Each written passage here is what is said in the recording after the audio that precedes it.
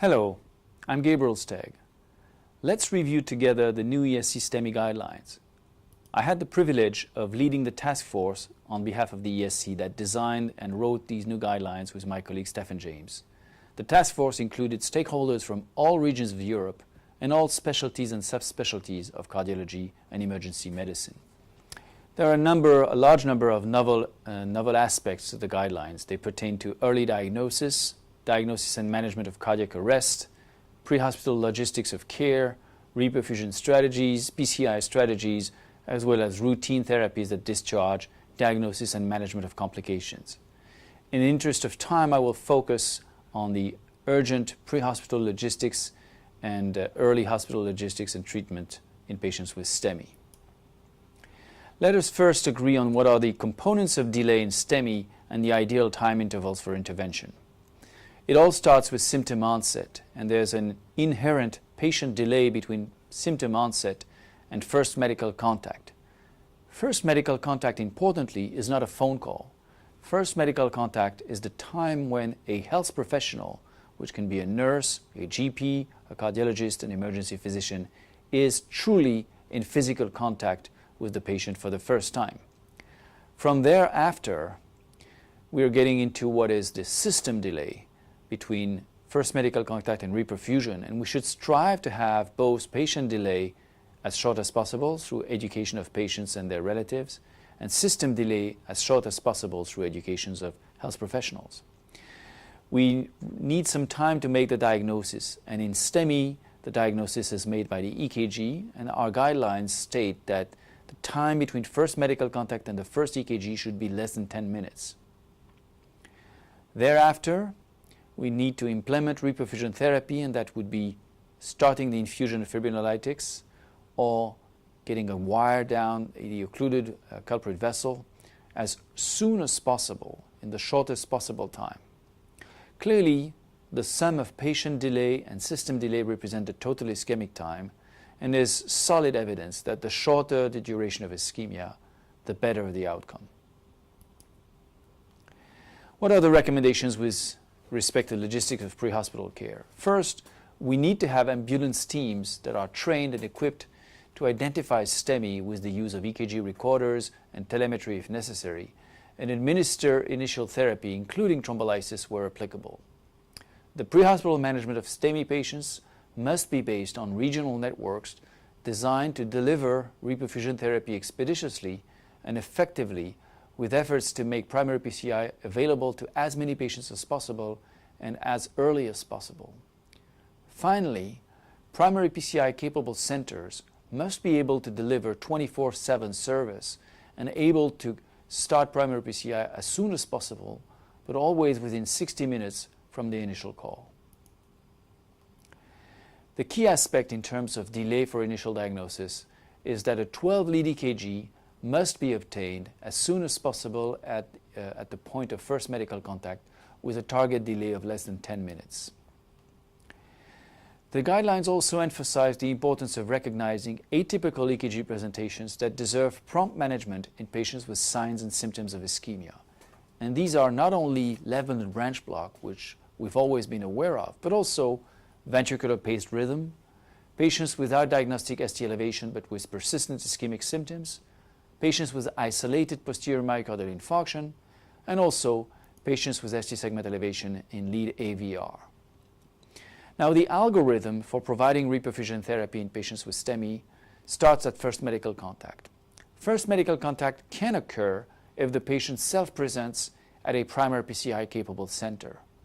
And then things are very simple because clearly primary PCI is the preferred therapy, and it should be implemented with a target of achieving reperfusion in less than 60 minutes after presentation.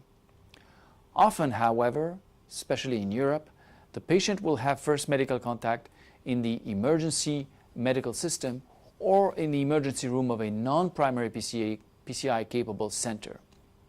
And then the question is the system able to provide PCI within less than 2 hours from presentation? If the answer is yes, and it should be yes in most instances, then the preferred reperfusion strategy is primary PCI, and therefore the patient has to be immediately transferred to a PCI-capable center to achieve as early as possible primary PCI.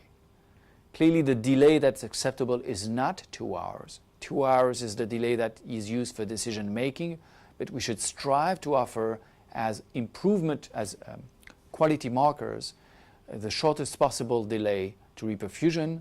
That delay should always be less than 90 minutes. And in early presenters or patients with high risk, it should even be less than 60 minutes. And those delays should be monitored on a continuous basis throughout the year. If, however, there is reason to believe that PCI will not be possible in less than 2 hours, then the initial choice should be based on immediate fibrinolysis, which in turn should be implemented in less than 30 minutes. Reperfusion therapy does not stop with fibrinolysis, because then patients have to be immediately transferred to a PCI-capable center in order to diagnose whether fibrinolysis has been successful or not. If, based on clinical and EKG criteria, fibrinolysis has been successful, then there is no reason to rush the patient to the cath lab, and subsequent angiography with a view to PCI should be performed 3 to 24 hours after arrival in the PCI center and fibrinolysis. If, conversely, there is suspicion of failed fibrinolysis, then immediate angiography with a view to rescue PCI should be performed.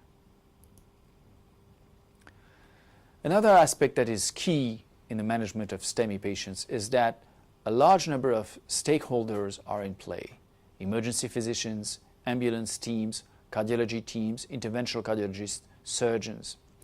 And because this is all happening in an urgent setting, and because management is complex, it is desirable that all regional networks have preferably written, agreed management protocols that can be used by all stakeholders, however trained they are, whatever their specialty is, and regardless of where the patient is being managed.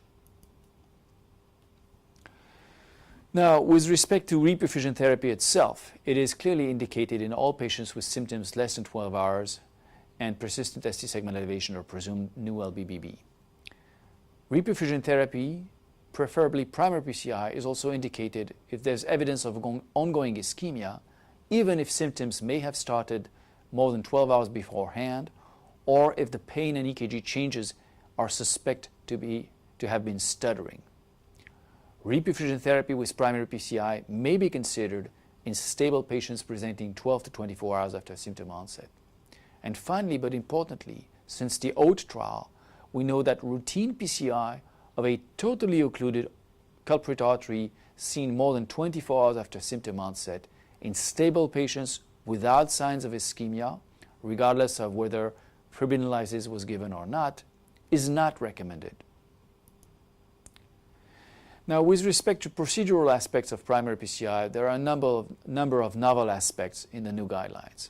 First, if performed by an experienced radial operator, radial access should be preferred over femoral access. If the patient has no contraindication to prolonged dual antiplatelet therapy, such as an indication for oral anticoagulation or an estimated high long-term bleeding risk, and is likely to be compliant to therapy, drug-eluting stents should be preferred over bare metal stents.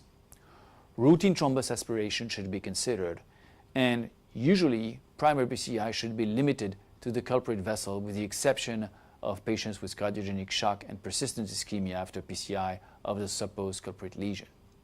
Routine use of distal protection devices is not recommended. Routine use of IEBP in patients without shock is not recommended. Now, patients with STEMI require complex antithrombotic therapy, and that includes antiplatelet agents and anticoagulants. With respect to antiplatelet agents, aspirin is recommended in all patients. And an ADP receptor blocker is also recommended in all patients in addition to aspirin, and these recommendations are grade 1A. Now, there are various options with respect to the ADP receptor blocker.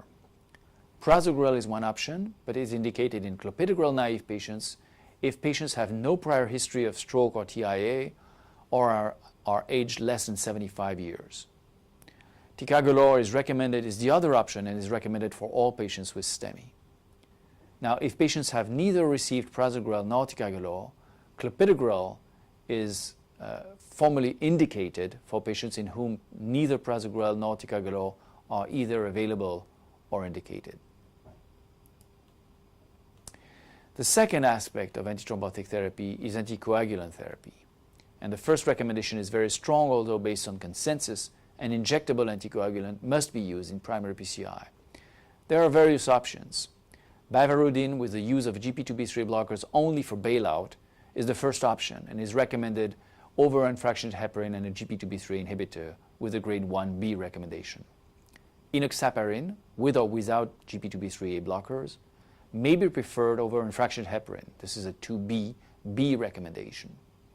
Finally, unfractionated heparin, with or without routine GP2B3 blocker, must be used in patients who have received neither bivalirudin nor enoxaparin. Fondaparinux is not recommended for primary PCI. Now, in summary, there are many novel aspects in the management of STEMI. Let us summarize that pre-hospital logistics are key, early diagnosis in less than 10 minutes, early implementation of reperfusion therapy, with primary PCI being the preferred approach unless we are unable to provide primary PCI less than 120 minutes after first medical contact. Thereafter, combine dual antiplatelet therapy using preferably the novel P2Y12 blockers and aspirin, and bivalirudin or enoxaparin are the preferred antithrombotic strategies. Thank you.